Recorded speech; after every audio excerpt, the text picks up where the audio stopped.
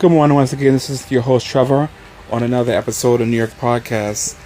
This morning, we're going to talk about the Long Island Railroad. For years, the trains bypassed their station because at the time there was low ridership.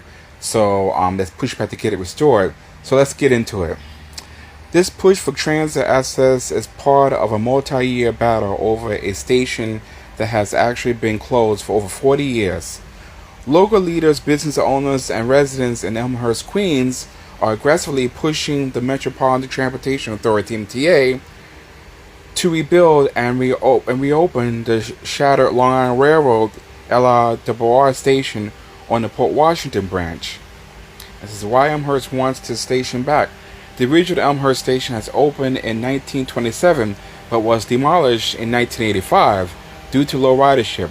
Decades later, the neighborhood's reality is entirely different. In mass population growth, Elmhurst population has surged to nearly 160,000 residents. Local advocates note the working class diverse district has vastly outgrown its existing transit setup. The economic boost. Small business owners argue that direct rail access would turn their neighborhoods into a regional destination for food and culture, making commutes smoother and bringing in outside customers.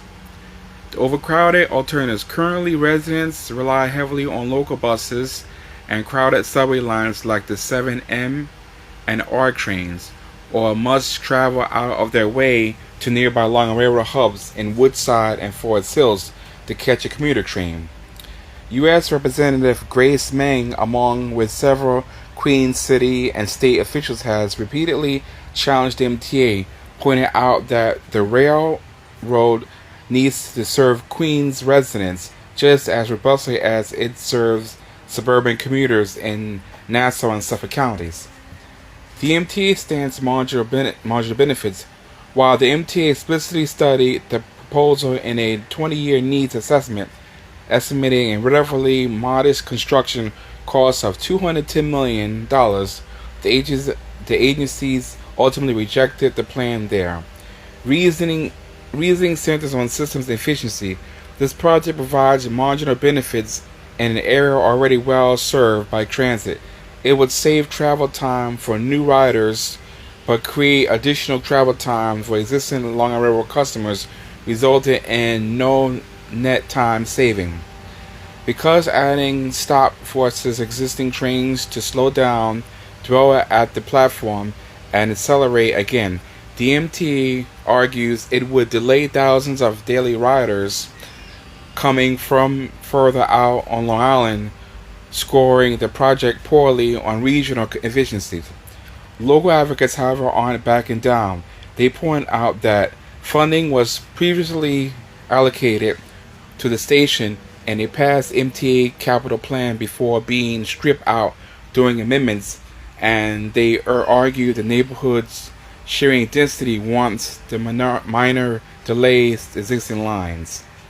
So this is big issues, and I personally feel that Elmhurst, they need to open up that station because, again, as transit needs to be accessible to everybody. They're paying the taxes for it. They're funding it, so the residents need the receipt what they paid for. So that's what needs to be done. Hopefully they make some progress on this soon. So for more content like this, don't forget to follow us, share, and like us. Tell your friends, family about the New York Podcast. Subscribe to us on Spotify. You can follow us on our own YouTube channel, and you can Google in the search engine on New York Podcasts. Adventurous Tours New York is partnering with Global Digital Bippy for Nigerian tours and other Western African nations.